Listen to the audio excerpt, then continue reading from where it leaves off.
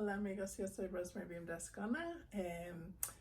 Cuando tengo tiempo voy a seguir con mi serie Lingüística para Todos, pero el video de hoy es el primer video en una nueva serie que estoy estrenando que voy a llamar Zapoteco en la ENA. Yo en la ENA, en la licenciatura, doy una serie de cursos sobre lingüística zapoteca. Es de 3 semestres. El primer semestre, que fue el semestre pasado, hablamos de fonética y fonología de lenguas zapotecas. El segundo semestre, que vamos a iniciar en septiembre, es sobre morfología en lenguas zapotecas, y el último semestre, que será el próximo, es sobre sintaxis en lenguas zapotecas. En el curso hago diferentes cosas.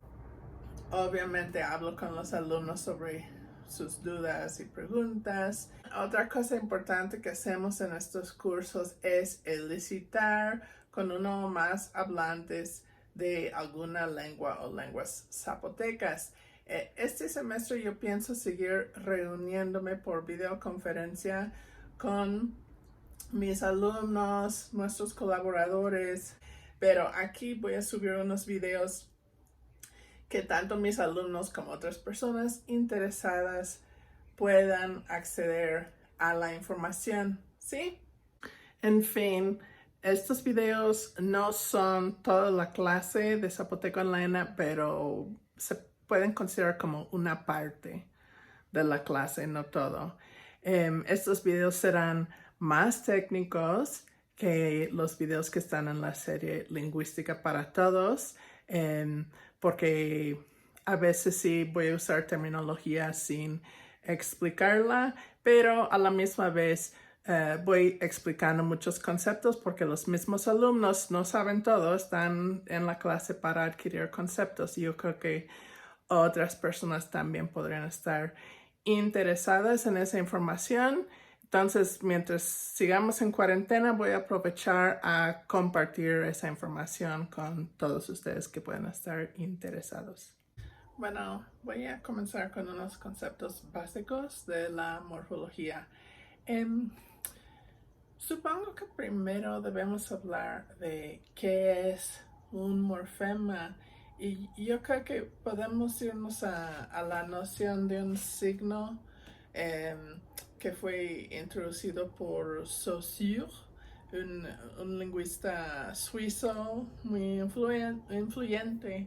Entonces, Saussure demuestra en un círculo. Estaba leyendo un poco más de él la otra noche, y no es un círculo nada más. Aparentemente él hablaba de una moneda, que una moneda tiene dos lados y bueno, para él un signo, pero para lo que yo voy explicando, un morfema también tiene dos partes, que uno es la representación fonológica y la otra parte es el sentido o la función sintáctica.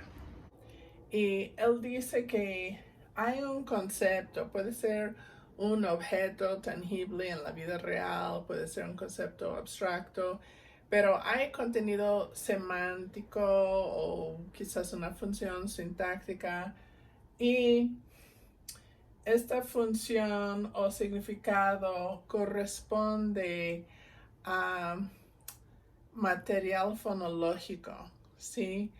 Puede ser segmental, puede ser suprasegmental como tonos y fonación, pero algo acústico en el habla corresponde en la lengua a este concepto, a este sentido, ¿sí? Entonces en Dishke, este árbol es ya. Entonces, ya sería el significante. Esta secuencia de la yod más la a y con el tono bajo es lo que significa en esta lengua este concepto. Entonces, ya es el significante, pero árbol es el significado. Este es el concepto que estamos significando cuando pronunciamos ya. ¿Sí? Bueno, entonces ya es un morfema. Y podemos hablar de morfemas libres y morfemas ligados. Ya es un morfema libre porque podemos decirlo en aislamiento. Otro ejemplo sería val, que quiere decir llama. Val es un morfema libre porque podemos decir este morfema en aislamiento, sin otras palabras, sin otros morfemas. Si yo pregunto a alguien cómo se dice llama, ellos me pueden decir val, nada más. Hay otra palabra relacionada a llama. Estos ejemplos también son del Dishke, también llamado zapoteco coateco. Y esta otra palabra es val, que quiere decir estrella. En realidad, aquí yo lo escribí con B, pero es el mismo fonema que esta beta aquí. Nada más me da cosa escribir beta después de la M, porque se ve raro, porque no corresponde a la realidad fonética.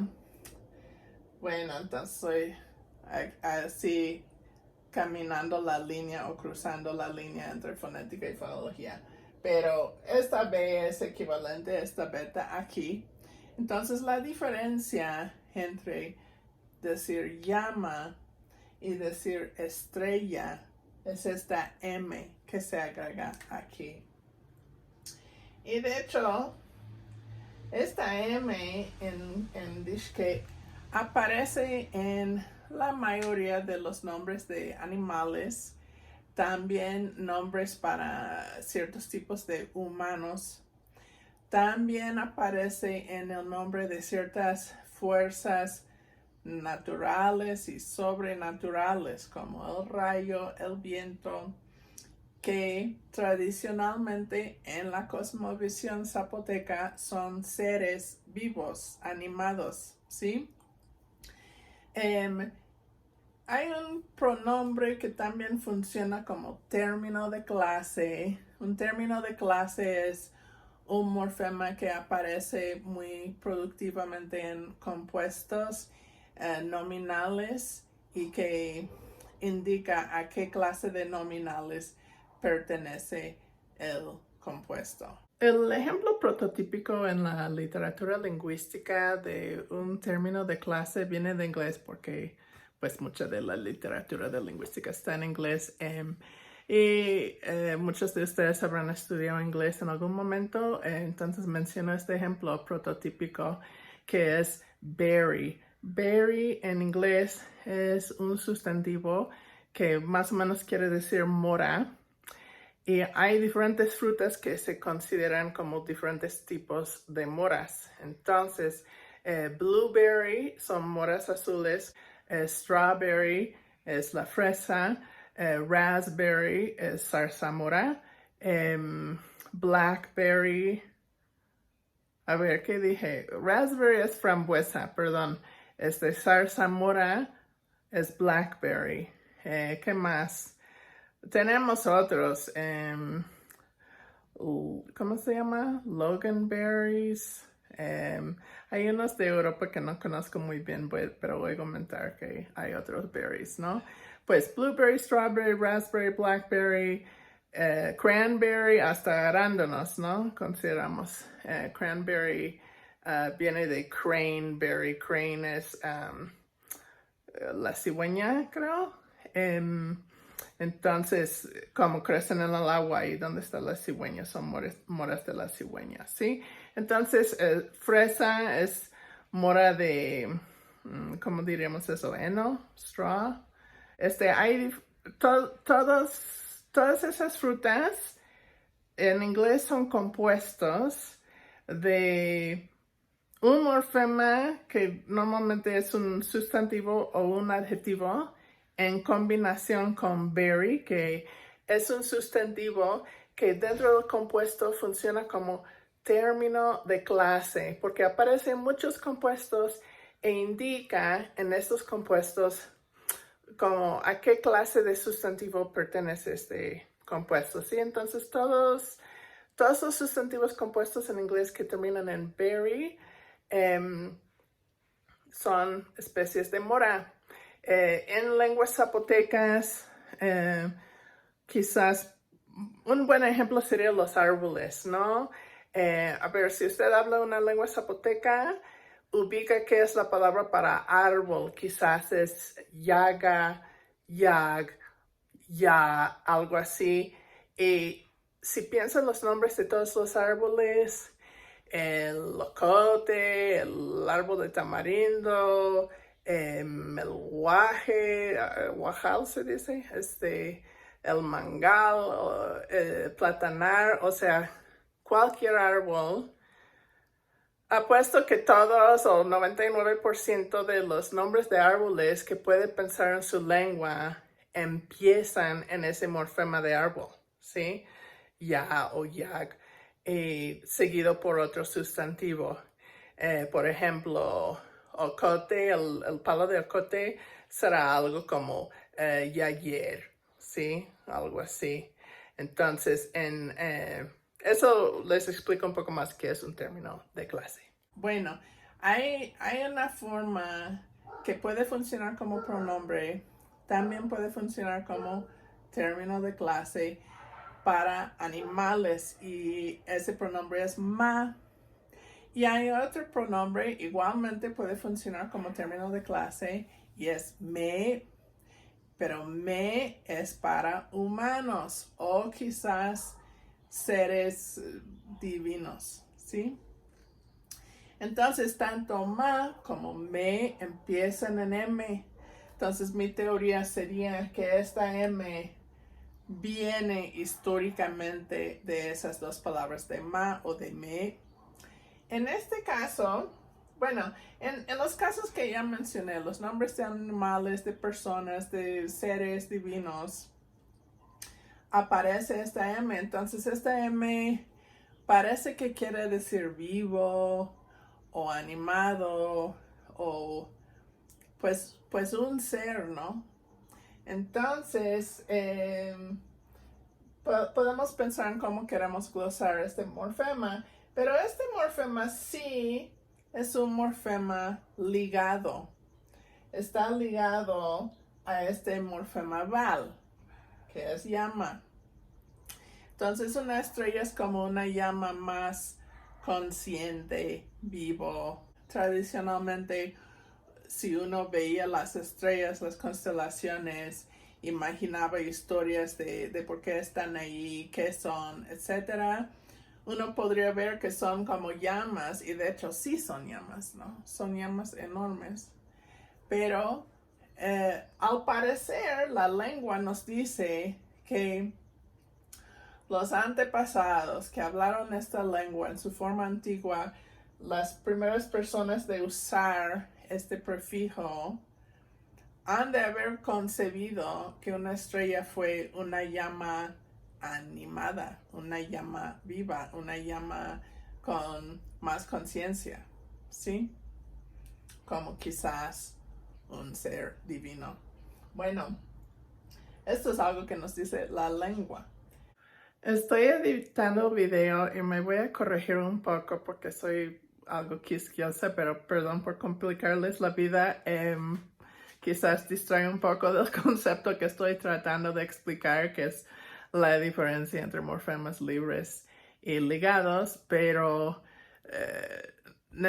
mi conciencia requiere explicarles qué realmente pasa con estas dos palabras, porque creo que en lo que dije di la impresión de que la M es un morfema de animosidad y como que sí, como que no.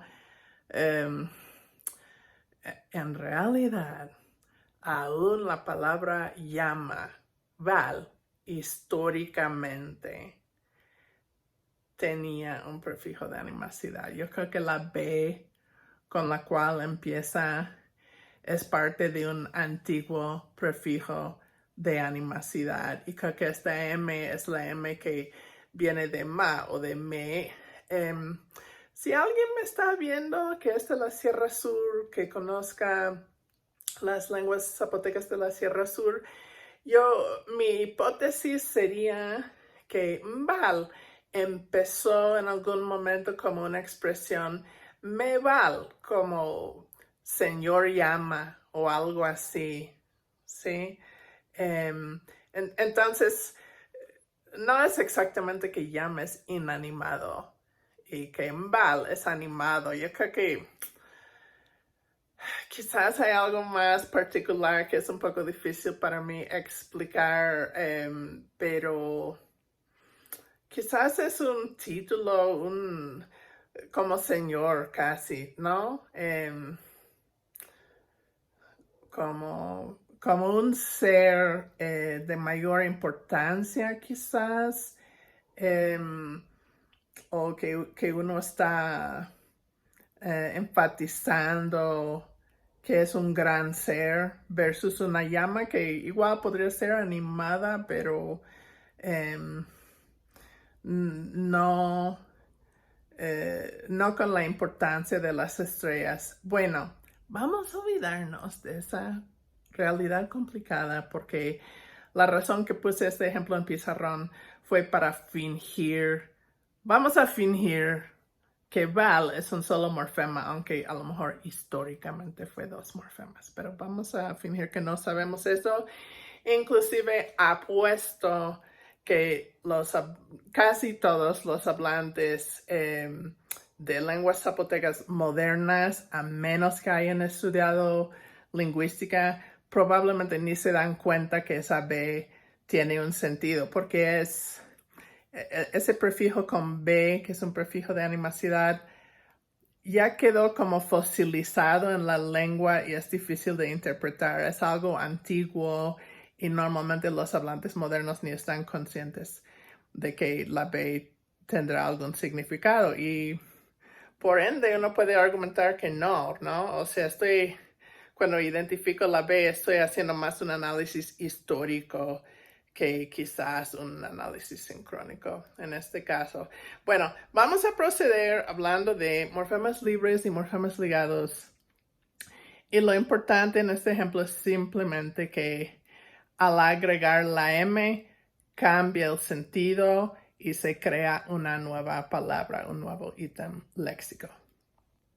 En este caso, esta M entonces tiene ese sentido y aquí podemos decir que esta M es un morfema ligado porque no puede haber una palabra que es solo M en esta lengua. Eso no es una palabra en esta lengua. Tiene que ir ligado a otro morfema. Val, en cambio, sí se puede decir solo sin otros morfemas. Entonces, val es un morfema independiente o también decimos un morfema libre, mientras que la M es un morfema ligado. También podremos hablar de la diferencia entre flexión y derivación. Cuando hablamos de morfología, es común dividir los diferentes morfemas en dos tipos. La morfología derivacional y la morfología flexiva, que llamamos flexión. Bueno, realmente para ser más preciso, yo apenas dije que hay dos tipos de morfemas, pero no es realmente así. Hay dos tipos de morfología que agregamos a los morfemas que llamamos raíces. La raíz es el morfema que tienes en una palabra cuando quitas toda la flexión y toda la derivación, ¿sí? Si tomas el verbo disculpar, pues la R al final es para el infinitivo. Quitamos esa R, tenemos disculpa. Y la A es la vocal temática. Quitamos esa, tenemos disculp. El prefijo dis es un prefijo derivacional. Si quitamos eso, ¿qué es lo que queda? ¿Qué es lo que sobra? Culp. Pues en este caso, culp sería la raíz. Todos los afijos, dis, a todos esos afijos podemos asignar a una de estas dos categorías, flexión o derivación, pero las raíces estarían en otra categoría aparte y también son morfemas, ¿no? Entonces quizás mejor me corrijo y digo que hay tres tipos de morfemas. Hay raíces y hay morfemas flexivos y morfemas derivacionales. Bueno, el ejemplo que ya vimos, que al agregar esta M se convierte en otra palabra diferente, ¿no? Sin la M es llama y con la M es estrella. Entonces, al agregar esa M, cambia el sentido de la palabra. La morfología derivacional frecuentemente cambia el sentido de la palabra. A veces, en este caso no, pero en otros casos también la morfología derivacional es capaz de cambiar la clase léxica. Por ejemplo, de tomar un sustantivo y convertirlo en verbo o viceversa. En español tienen una E que usan para eso, como por ejemplo, si tomas turista, que es un sustantivo, ¿no? Y quieres hacer un verbo, el verbo es turistear. La R es del infinitivo, ¿no? La A es, creo que ustedes hispanohablantes que son lingüistas lo llaman vocal temático, ¿no? Como que es una vocal que agregan para formar el tema, para la primera conjugación en español. Pero ¿qué es esta E? Turistear. Esa E es un morfema que en español se agrega para convertir una palabra que no es verbo en un verbo. Podríamos también pensar en muchos otros sustantivos que se marcan con esa E y se convierten en verbos. Igual hay adjetivos como chulo, chulear, ¿sí? Estoy segura que ustedes podrían pensar muchos más ejemplos de verbos que terminan en ear y descubrir que todos o la mayoría son verbos que se derivaron de palabras que no son verbos, como sustantivos o adjetivos, ¿sí? Taco, taquear, blanco, blanquear. Entonces esa E es un morfema derivacional, igual que esta M. Entonces la derivación se agrega a una palabra y se convierte en otra palabra. Ese morfema crea un nuevo ítem léxico. Suele ser más irregular que la morfología flexiva que vamos a ver ahorita. Suele ser más irregular porque también suele ser más antigua. Muchas veces pasa que la derivación son como los residuos de la lengua más antigua, como cosas que todavía están sobreviviendo en la lengua, pero ya medio fosilizados, ¿sí? Varía qué tan transparente es. A veces es muy transparente, a veces no tanto. Pero yo creo que la clave para saber si estamos viendo un morfema, si se trata de un morfema derivacional o flexivo, creo que la clave va a ser si cambia el sentido o si cambia la clase léxica. Si pasa una de esas cosas, pues sí, ha de ser un morfema derivacional. En otras pistas, cuando hay varios morfemas adyacentes, por ejemplo, si tienes varios prefijos o varios sufijos en la misma palabra, es posible que hay afijos derivacionales y flexivos en adyacencia.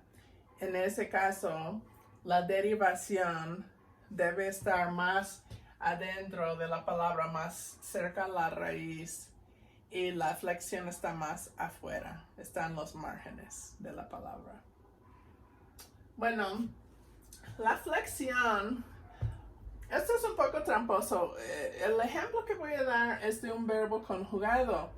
Y ustedes me pueden decir, bueno, pero ahí sí cambia el sentido porque lloré no es lo mismo que voy a llorar o estoy llorando, ¿no?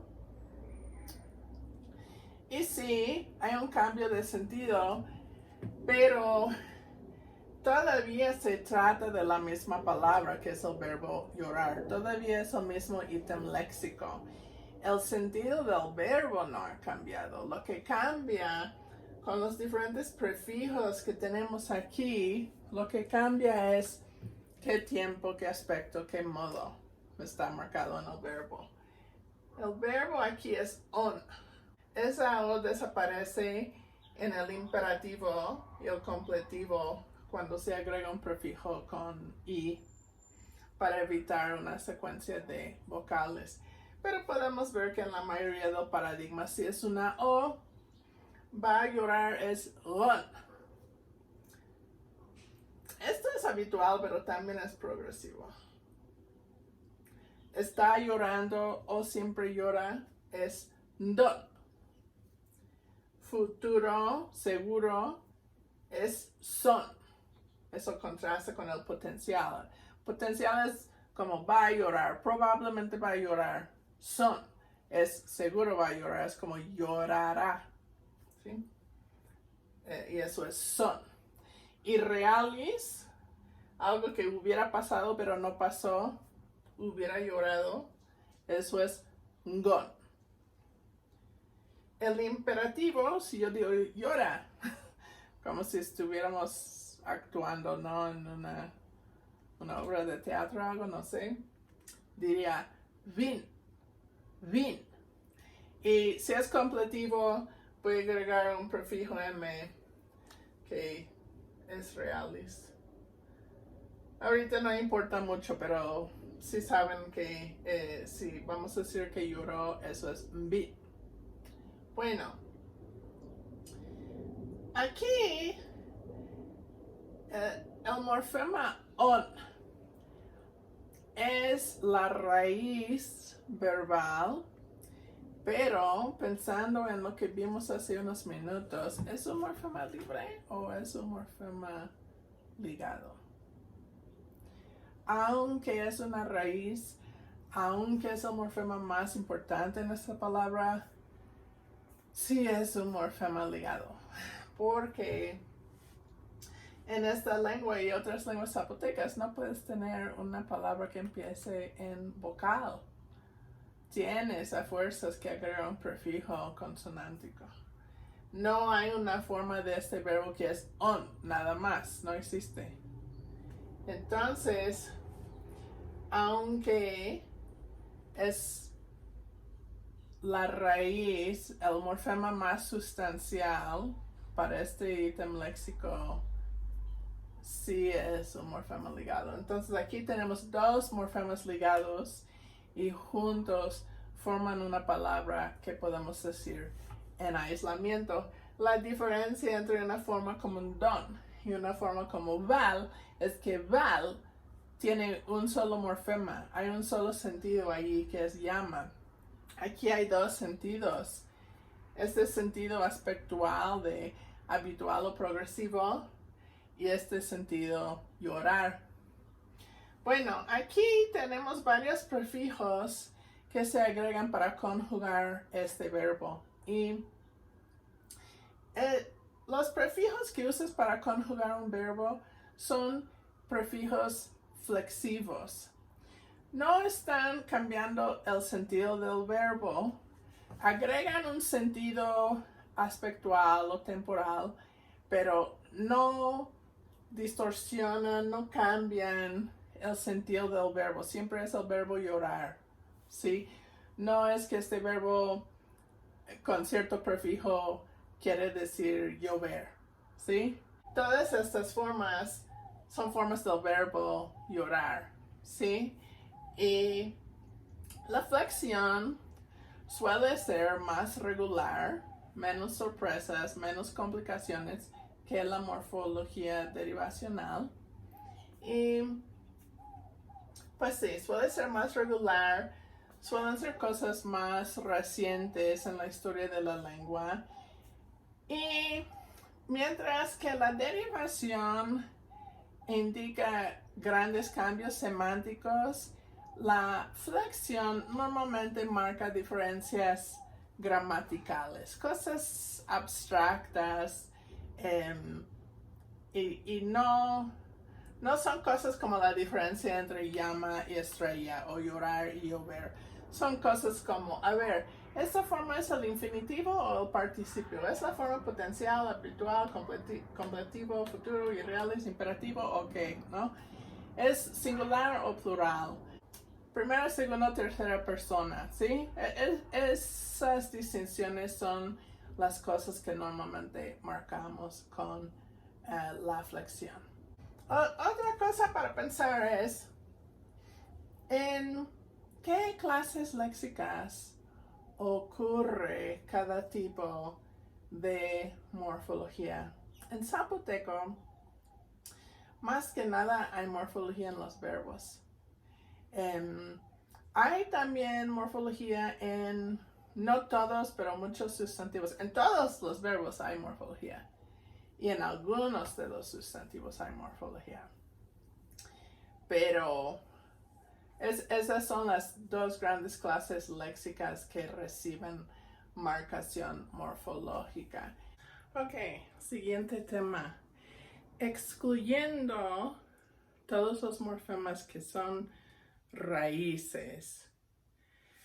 Cuando vemos los morfemas ligados que se agregan a raíces o secuencias de raíces más otros morfemas, tenemos algunos morfemas ligados que vamos a llamar afijos. Si vienen antes son prefijos, si vienen después son sufijos. Hay uno o dos otros tipos, pero para hacerlo más fácil nos quedamos con prefijos y sufijos. Los dos son afijos. Y muy parecido a los afijos son los clíticos. Los clíticos, cuando van antes, se llaman proclíticos, y cuando vienen al final se llaman enclíticos. Bueno, afijos y clíticos son muy parecidos y puede ser algo difícil determinar si un morfema ligado es un afijo o un clítico. Voy a dar unas pistas ahorita para distinguir entre estos dos tipos de morfemas ligados. Y este semestre vamos a enfocarnos más en afijos y otros procesos morfológicos. Bueno, lo que son los clíticos, creo que los vamos a ver más el siguiente semestre, más que ahora. Pero primero, ahora que vamos a iniciar el semestre, sería bueno desde un principio distinguir qué es la diferencia entre los afijos y los clíticos. Estos son como criterios generales que pueden usar para cualquier lengua en el mundo, pero voy a tratar de dar ejemplos mayormente de lenguas zapotecanas. Es posible que un criterio no ayuda mucho en una situación específica con algún morfema particular en alguna lengua, pero como hay más de un criterio, algunos de estos criterios deben ser útiles en cada caso para distinguir entre qué es un afijo y qué es un clítico. Bueno, los afijos suelen agregarse a una clase léxica en particular.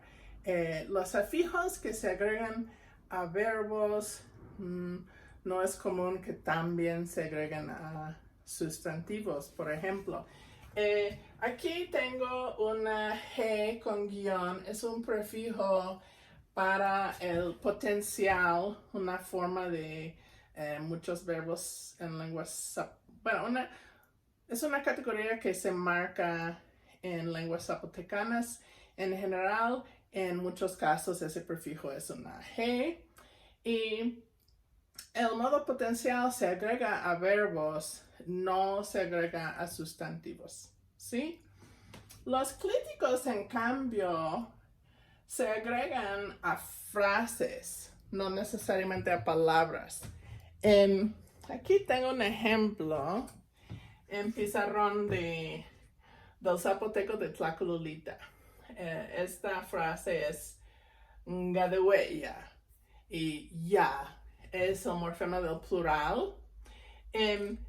Cuando tenemos afijos en una transcripción morfológica, ponemos un guión entre los afijos y los otros morfemas.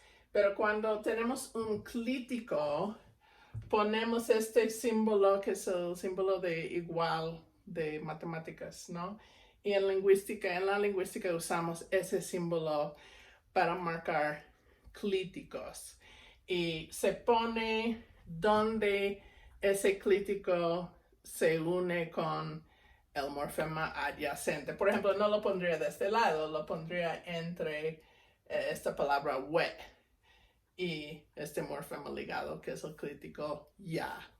Ya en esa lengua es el clítico del plural y se agrega al final de una frase nominal. No se agrega necesariamente directamente a la palabra que está pluralizando, se agrega al final de toda la frase nominal. Entonces aquí tenemos un morfema que quiere decir gente y aquí tenemos un demostrativo, es como esa gente.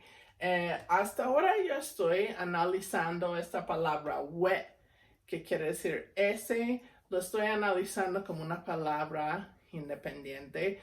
Yo supongo que es posible que en un futuro podría cambiar de opinión y pensar que también es un clítico, pero por ahora yo creo que aquí tengo dos palabras independientes, dos palabras fonológicamente independientes, que cada uno, no puse el tono, es que no me acuerdo qué tono tiene we, quizás es alto, no me acuerdo, no lo voy a poner porque no lo busqué y no quiero hacer un error. Bueno, aquí tenemos una palabra que es gente, otra palabra que es esa gente, y ya, no viene después de gente, viene después de esa. Y toda esta frase quiere decir esas gentes o esas personas. Pero no se dice Ngadiahue, se dice Ngadehueya. Entonces aquí ya se agrega a una frase nominal. Por ejemplo, Ngonya. Ngon es ganado, buey, etc. Ahí sí, si yo voy a decir bueyes, un par, ¿no? La yunta, voy a decir Ngonya. Porque ahí la frase nominal es de una sola palabra. Mientras que en este caso, Ngadehueya, la frase nominal es de dos palabras. Y este clítico del plural en el zapoteco de Tlacolulita se agrega al final de la frase nominal. En cambio, esta G es un prefijo y se agrega directamente al verbo. Por ejemplo, en coateco, gon es va a llorar, luz es va a matar, lak es va a ser. ¿Sí? Entonces aquí siempre estoy agregando la G directamente al verbo, a la palabra verbal. Y se está agregando a una palabra que normalmente pertenece a cierta clase léxica. Hay algunas excepciones, pero En general, hay prefijos verbales que se agregan a verbos, hay prefijos nominales que se agregan a sustantivos, etc. Pero en el caso de los clíticos, es posible que un clítico no se agrega a una palabra particular, sino a la frase entera y normalmente en los márgenes de esa frase, agregándose a la primera palabra o la última palabra. Bueno, vamos con el siguiente criterio. Los afijos marcan la flexión o la derivación. Ya hemos hablado un poco de qué es la flexión y también de qué es la derivación. Y los afijos normalmente están marcando una categoría derivacional o flexiva. Los clíticos forman parte de la sintaxis. Si yo voy a hacer un análisis sintáctico, si yo quisiera dibujar un árbol sintáctico, es probable que los clíticos tengan un nódulo en ese árbol. Bueno, esto es en el zapoteco cuateco. Este es un prefijo realis. Este es un prefijo completivo. Esto es la raíz verbal, que es ir. Y esto es el enclítico de primera persona singular. Esta oración quiere decir fui. Y bueno, ¿cómo voy a poner esto en un árbol? Es una... Todo esto, la raíz verbal más sus afijos, todo esto cuenta como una palabra sintáctica y es un verbo. Aquí estoy usando B por verbo. La N con el tono descendente es un enclítico pronominal y entonces esto es un pronombre.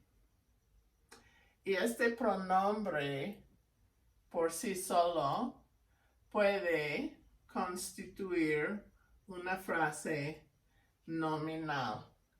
Y esta frase nominal es el sujeto de este verbo. Este verbo más este sujeto es una oración. Entonces, cuando hablamos de clíticos, fonológicamente están ligados y no pueden estar independientes, no son fonológicamente independientes, pero pueden ser sintácticamente independientes. Es posible que se muevan en una oración, es posible a veces moverlos en diferentes posiciones, pero siempre tienen que estar ligados a algo. Entonces son fonológicamente ligados, dependientes, pero son sintácticamente independientes. En la sintaxis cuentan como cualquier palabra independiente. Y aquí, aunque quizás fonológicamente queremos concebir todo esto como una sola palabra, en la sintaxis cuenta como dos palabras que juntas forman una oración. Entonces, estos prefijos aquí son prefijos flexivos. Aquí, con agregar estos prefijos, estamos conjugando el verbo, estamos flexionando el verbo. Pero aquí estamos formando una oración. Es como agregar otra palabra sintácticamente. Déjeme repetir eso usando otras palabras. Cuando agregamos afijos, estamos creando una palabra, estamos formando una palabra. La morfología tiene que ver con la formación de palabras.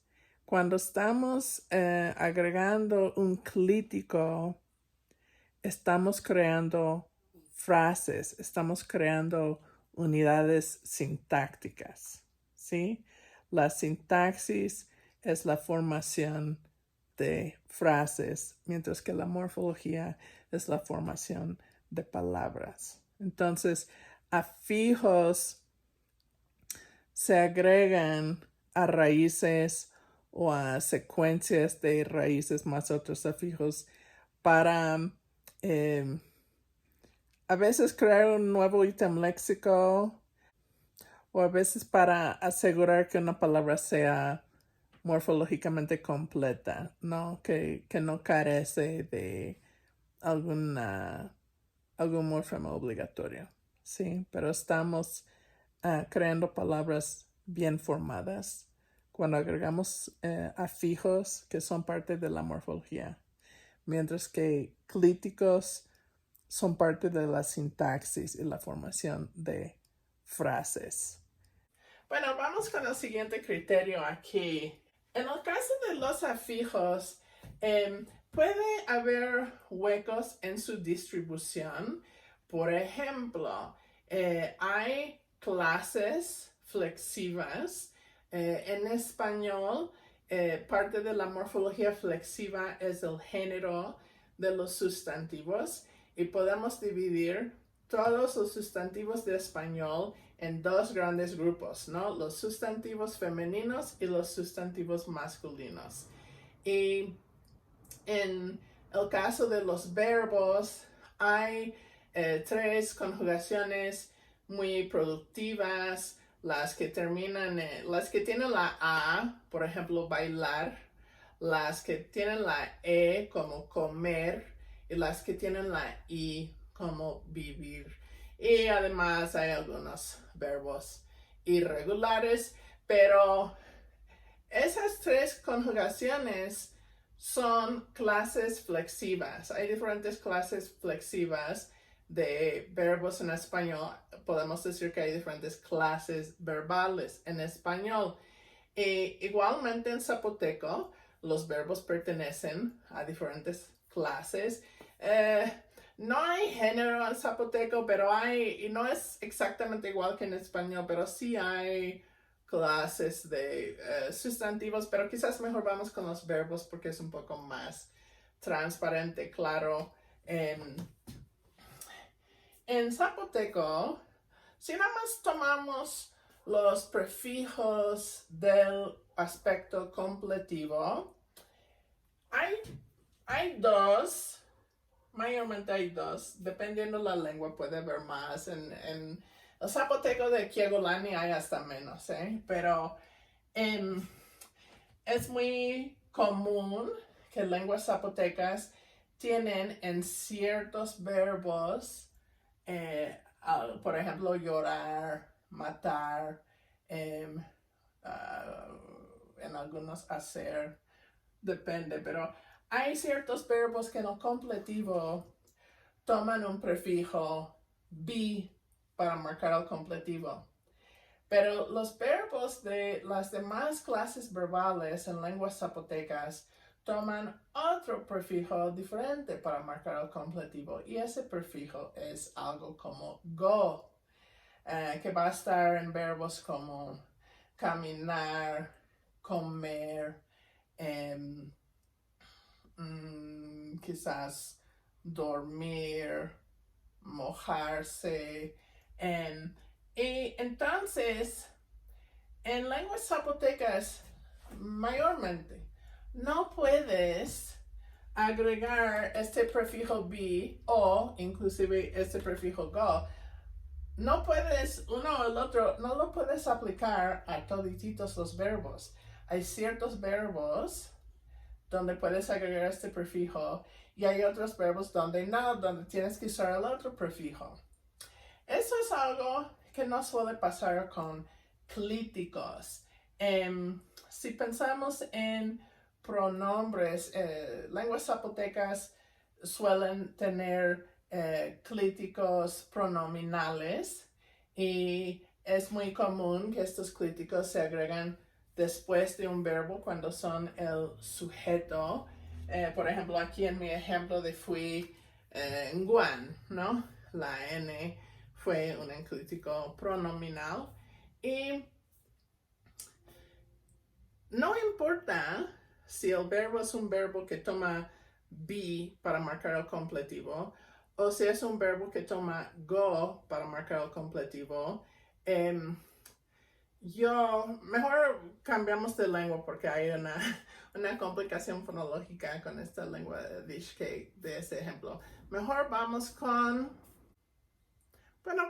el this, that de San Bartolomé de los Cichas, si es que me acuerdo bien. Hay un pronombre de tercera persona humano que es sha. Y ese sha yo podría poner al final de cualquier verbo si sha es el sujeto, ¿no? Por ejemplo, yo podría decir algo como Nguasha, se fue él o ella, ¿no?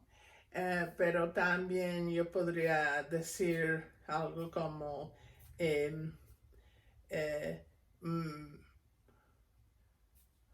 Binsha, lloró él o ella, ¿sí? Aunque en wa y en bin empiezan con diferentes prefijos de completivo, yo puedo poner sha en cualquiera de los dos casos, ¿sí?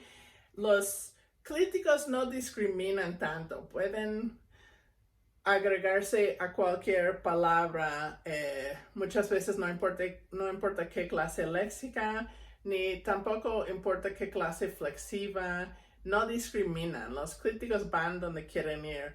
Los afijos, en cambio, a veces escogen a qué palabras se pueden agregar y a qué palabras no, ¿sí? Bueno, siguiente criterio. Puede haber irregularidades semánticas con afijos. Por ejemplo, bueno, en muchas lenguas zapotecas, el verbo decir, cuando quieres expresar que es algo que ya se terminó y quieres usar el aspecto completivo, no usas uno de los prefijos que acabo de mencionar como be o go. Usas la forma de ese verbo que parece como una forma de habitual. Usas el prefijo que normalmente quiere decir habitual.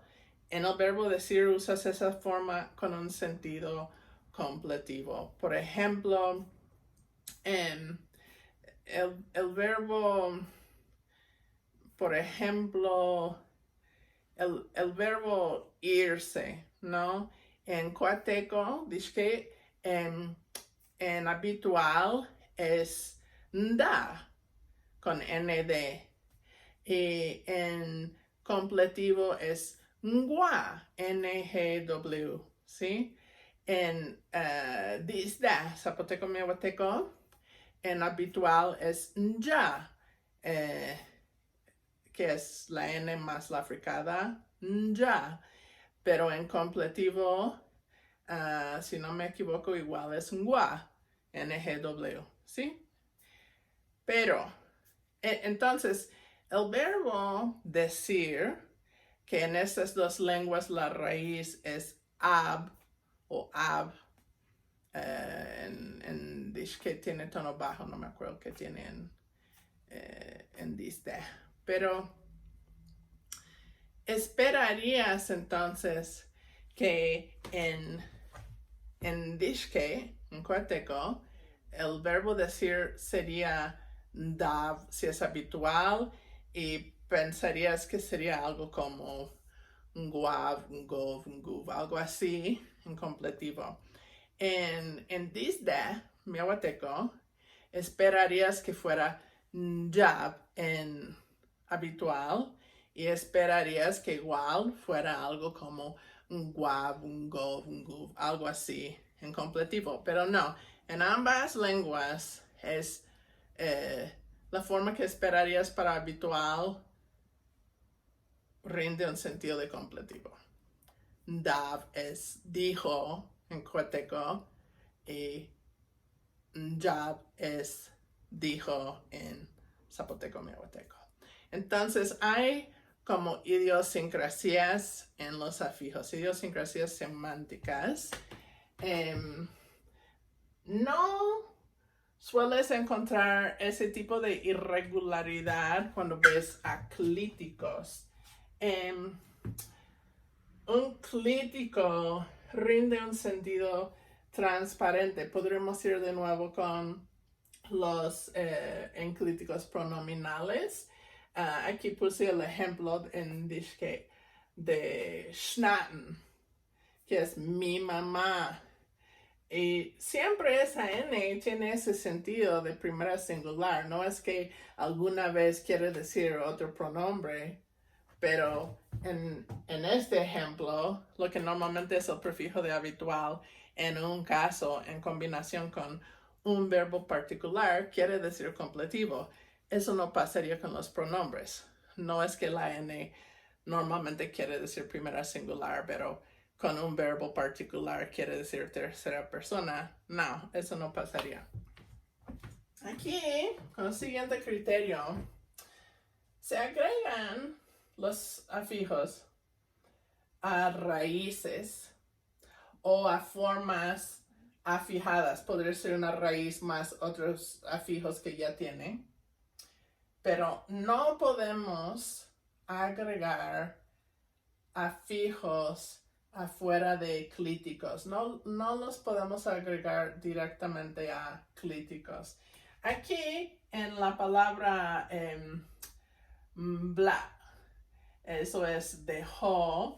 Aquí tenemos un prefijo realis y se agrega afuera de este B, que es completivo, y aquí la raíz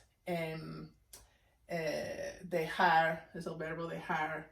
Entonces esta B se está agregando a la raíz verbal y esta M se está agregando a la secuencia del prefijo B más la raíz verbal la. O sea, toda la secuencia bla se está agregando a esta M. Entonces un afijo se puede agregar afuera de otro afijo. Aquí igual, en este verbo quiere decir comió, tenemos el prefijo realis, tenemos el prefijo completivo, tenemos otro prefijo, en este caso derivacional, que forma el tema del completivo del verbo comer, y nada más la A con su tono bajo es la raíz verbal. Aquí tenemos una secuencia de 3 afijos y una raíz verbal.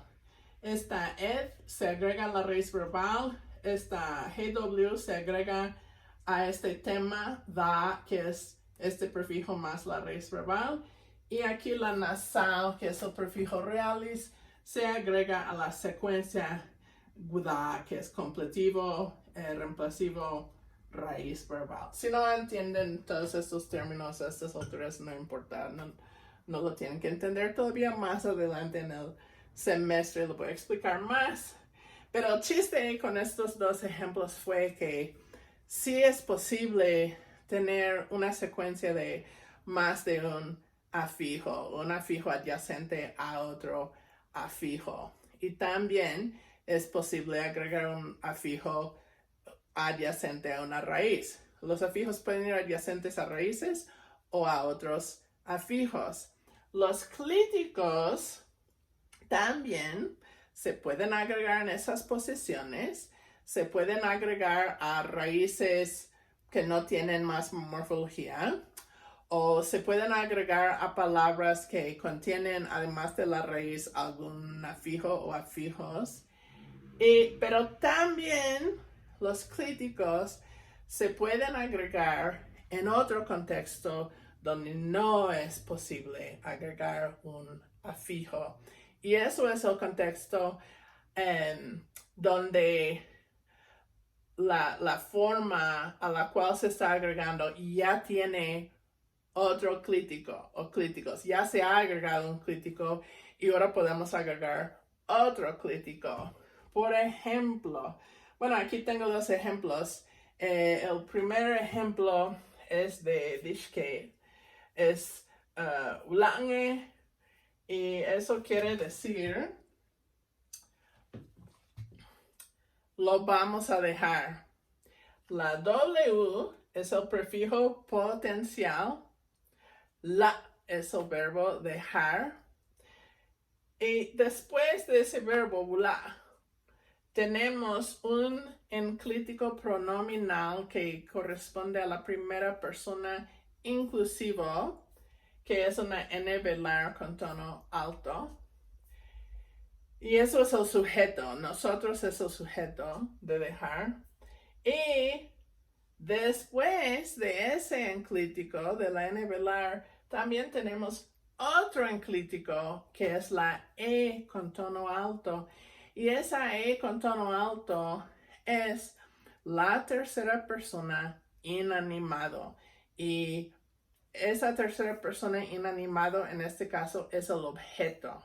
Y tenemos orden verbo, sujeto, objeto en zapoteco. Entonces aquí tenemos la es el verbo, la N velar es el sujeto, la E es el objeto. Entonces aquí el último enclítico E lo estamos agregando a una forma que ya termina en otro enclítico que es la N velar.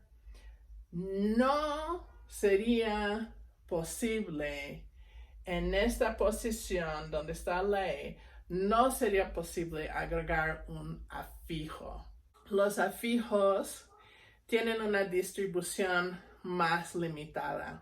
Los clíticos pueden ir en los dos contextos donde van afijos, pueden agregarse directamente a raíces, también pueden agregarse justo afuera de un afijo, pero también además tienen otro contexto donde se pueden agregar, donde los afijos no se pueden agregar.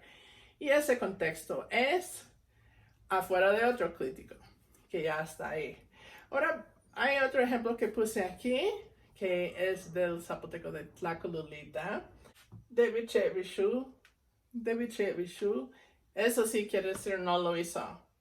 De negación, bi completivo, che y hacer, bi negación otra vez, la sha es tercera persona humano y la u es tercera persona inanimado. Entonces, aquí tenemos un proclítico, un prefijo, una raíz verbal y tres enclíticos. Aquí una secuencia de tres enclíticos. Si ya sabes que un morfema particular, si ya sabes, ya has determinado por estos criterios que ese morfema es un clítico, y ahora encuentras un ejemplo donde hay un morfema ligado que va afuera de ese clítico, eso sería evidencia de que este nuevo morfema que se está agregando también es un clítico, porque un afijo no se podría agregar en ese contexto. Cuando yo digo se agrega afuera de, ¿qué quiero decir? Pues si la raíz está en medio, las cosas que se agregan antes de esa raíz son prefijos y proclíticos. Y las cosas que se agregan después de esa raíz son sufijos y enclíticos, ¿sí? Cuando yo quiero decir afuera, yo quiero decir antes de un elemento prepuesto, ¿no? Como un prefijo que se agrega antes de otro prefijo, se está agregando afuera, más lejos de la raíz. O un proclítico que se agrega afuera de un prefijo o afuera de otro proclítico. Y cuando estamos hablando de sufijos, cada siguiente elemento está afuera del otro, ¿no? Cuando digo afuera, quiero decir que estamos llegando más en las afueras de la palabra, o sea, más lejos de la raíz, ¿sí? Entonces, un sufijo que se agrega después de otro sufijo, un enclítico se agrega después de un sufijo o después de otro enclítico. Eso es lo que quiero decir cuando digo que se está agregando afuera de. Bueno, vamos con el siguiente criterio, ¿no? Los afijos se agregan a palabras con las cuales tienen una conexión semántica. Aquí hay la palabra venado, en que es mbrin. La M, yo diría que es un término de clase, bueno, quizás históricamente fue un término de clase, ahora es un prefijo que marca el sustantivo como perteneciente a cierta clase de animales o animados. La B es un prefijo de animacidad más antiguo y rin es la raíz nominal y todo esto junto quiere decir venado. Pues el venado, que se indica con esta raíz nominal, es quien es animado, ¿no? No se está marcando esta animacidad en el verbo, en la oración, se está marcando directamente en el sustantivo porque semánticamente ahí es donde va, ¿sí? Este sustantivo es el sustantivo que es animado.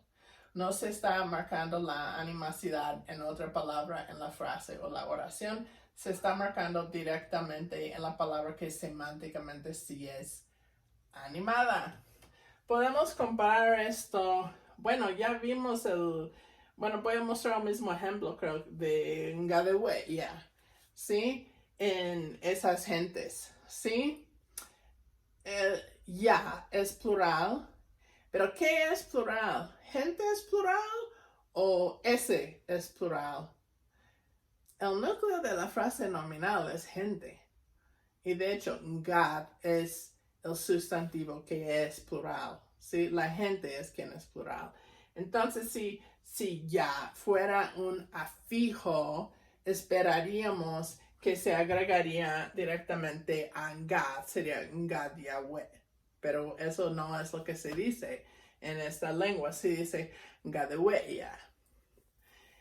Y entonces, ahí se va, el enclítico se va agregando al demostrativo, pero el demostrativo no es el locus semántico, ¿no? De qué es lo que se está pluralizando. Simplemente está en la posición correcta, que es la última posición de la frase nominal para recibir ese enclítico. Entonces, si es, aunque ya indica que God es plural, no se tiene que agregar directamente a God, se tiene que agregar directamente a la última palabra en la frase nominal, sea cual sea, ¿sí? Puede ser nombre, puede ser demostrativo, podría ser adjetivo, supongo, podría ser otro sustantivo. Hay muchas posibilidades, pero en el caso de un afijo, se agrega directamente a la palabra con la cual va semánticamente. Sino un crítico escoge su anfitrión no por semántica, sino por posición sintáctica. Hay procesos fonológicos y distribuciones fonotácticas que aplican a una palabra fonológica, pero no a algo que se llama los clitic groups. Eso es un término, lo dejé en inglés sin traducirlo porque es quizás un concepto mal nombrado, entonces si lo traduzco hasta va a sonar igual a como suena en inglés, como que es otra cosa diferente a lo que es. Y no todos los lingüistas usan este término, ni todos están, creo, de acuerdo con el concepto, pero nada más menciono que existe este concepto, que para algunos lingüistas que practican la fonología prosódica, hay una unidad, dirían que es una constituyente fonológica. Dicen que hay una unidad que consiste en una palabra con todos sus afijos, pero que no cuenta los clíticos que pueden estar agregados a esa palabra. Y ellos dicen que aparte esa palabra, tanto con sus afijos como también con sus clíticos, todo forma una secuencia, forma una unidad más grande. Y hay ciertos otros procesos que aplican o generalizaciones que podremos identificar que aplican allí a esa unidad, que es el llamado clitic group. Por ejemplo, voy a empezar con un ejemplo de distribución fonotáctica. En el zapoteco de Tlacolulita, si la raíz nominal, verbal, lo que sea, termine en una obstruyente, y si esa raíz es glotalizada, o sea, la vocal justo antes de la coda es una vocal glotalizada, termina en saltillo, entonces esa obstruyente que está en coda 100% del tiempo tiene que ser una obstruyente sorda. No puede ocurrir en esa posición una obstruyente sonora. Aun si otras lenguas zapotecas tienen una obstruyente sonora en esa posición, en esa misma palabra. Aun si esa obstruyente era una obstruyente simple en proto-zapoteco y normalmente hay reflejos sonoras en la mayoría de las lenguas zapotecas. Aún en ese caso, en Tlacolulita no puede haber una obstruyente sonora después de una vocal glotalizada cuando está dentro de la misma raíz. Sin embargo, sí es posible agregar un enclítico que empiece en una obstruyente sonora justo después de una raíz nominal o verbal que termina en una vocal glotalizada. Por ejemplo, creo que sin querer tengo uno aquí, ¿no? Ese ejemplo que vimos hace unos minutos de Bichevishu. Aquí tenemos una B. No se convierte en P nada más por estar después de che. Devichevishu. Sigue siendo una B. Pero si esa B fuera parte de la raíz, a fuerza se tendría que convertir en una P sorda. Porque fonotácticamente no es permitido tener una obstruyente sonora después de un saltillo. Pero sí puedes tener una obstruyente sonora después del saltillo en una secuencia así, si hay una frontera entre la raíz y el clítico. Y esa frontera separa el saltillo de esa obstruyente sonora. Eso sí es posible. Mis procesos fonológicos. No sé si ustedes han visto algunos videos en mi serie Lingüística para Todos. Tengo otros videos aquí en mi canal de YouTube, pero hay unos videos donde estoy hablando de tonos en Dishke, zapoteco, cuateco. Y ahí menciono que en esa lengua hay un proceso prosódico que alarga. Por ejemplo, si hay una palabra CB que termina en vocal, o si hay una palabra CB nasal o lateral o alguna resonante, ¿no? Sea aproximante, líquida, nasal, cualquier resonante al final de palabra.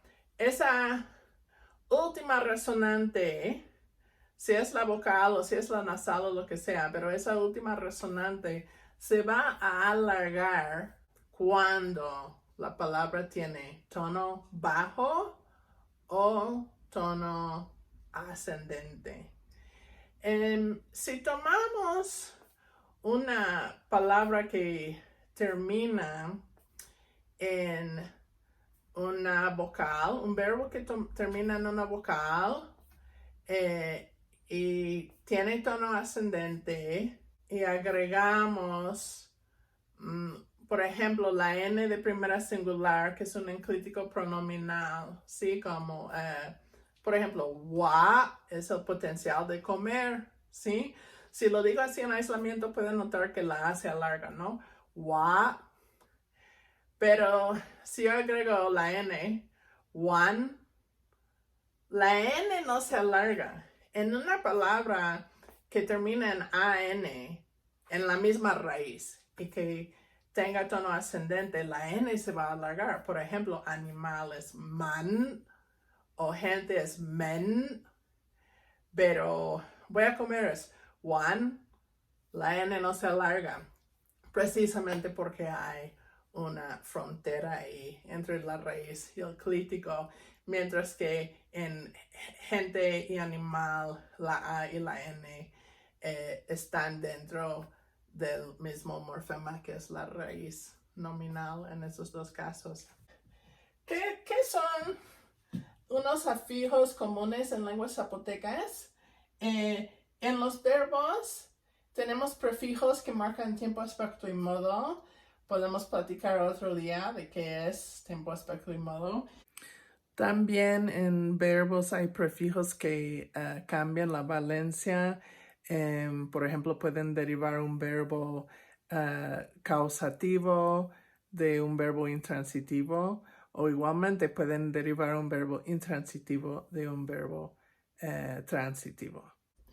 En sustantivos hay prefijos que marcan la animacidad, por ejemplo en el caso de venado que vimos hace rato. También es común que muchos sustantivos, dependiendo la lengua, pero en muchas lenguas zapotecas, es posible agregar un prefijo, suele ser una sha, a un sustantivo poseído. Y en el caso de los clíticos, ¿qué son clíticos comunes en lenguas zapotecas? Los más comunes creo que son los pronombres, pero también muchas lenguas zapotecas tienen clíticos adverbiales, que quieren decir cosas como ya, o siempre, o todavía. También tenemos cosas, bueno, gramaticales como la negación que vimos, y también el plural que vimos. Yo creo que, bueno, no todas las lenguas zapotecas marcan el plural, pero de las lenguas que sí marcan el plural, no he trabajado con todas las lenguas zapotecas, pero mi impresión es que algunas lenguas tienen un marcador de plural que se puede analizar como un afijo, mientras que otras lenguas como el zapoteco de Tlacololita tienen un morfema de plural que es mejor analizado como un clítico. Bueno, eso es todo por el video de hoy. Las clases de zapoteco en la ENA este semestre van a ser los jueves. Bueno, va a ser en la tarde y noche. Y la primera semana de clases es el 21 de septiembre. Entonces no me acuerdo qué fecha es el jueves de esa semana. Pero si hay alguien que quiere asistir a esas clases en videoconferencia donde también hacemos otras cosas, quizás en licitación y así, me pueden escribir un mensaje, pero igual y voy a seguir subiendo estos videos y no tienen que llegar a esas clases para ver el contenido que voy a subir aquí. Que mi plan, a ver si lo puedo hacer porque sí es más, quita más tiempo que dar la clase espontáneamente, pero creo que sí vale la pena porque más personas podrían acceder a la información. Pero mi plan, si es que lo puedo cumplir, el plan sería para cada semana del semestre, que son 16 semanas, subir así un video de 1 hora, hora y media, con conceptos. Hoy hablamos de diferentes tipos de morfemas, la diferencia entre morfemas ligados y libres, la diferencia entre la flexión y la derivación, la diferencia entre los afijos y los clíticos. Y pueden ver que son conceptos generales, hasta sería de ayuda para otros estudiantes de lingüística, no necesariamente las personas que van a estudiar zapoteco, pero todo lo voy a ilustrar con zapoteco. A veces también menciono ejemplos de otras lenguas, inglés, español, otras lenguas que conozco, pero va a haber conceptos generales de lingüística ilustrados con lenguas zapotecas y también va a haber información muy particular de la morfología de lenguas zapotecas. Entonces, todavía no empiezan las clases, pero sí empiezo a subir los videos porque como, pues, si estás en la clase y enseñas 1 hora, es 1 hora, pero si grabas un video de 1 hora y estás editándolo, salen varias horas. Entonces, para poder lograrlo, lo empiezo a subir desde ahora para que ya están uno de los videos antes de que inicie el semestre. Si usted está estudiando en la ENA, en otra universidad, en una prepa, o si simplemente es estudiante de la vida y le gusta aprender nuevas cosas, si estos temas son de su interés, bienvenida, bienvenido, bienvenidos. Supongo que ahora podemos decir bienvenides, ¿verdad? Bueno, por aquí nos vemos, ¿sí? Hasta la próxima.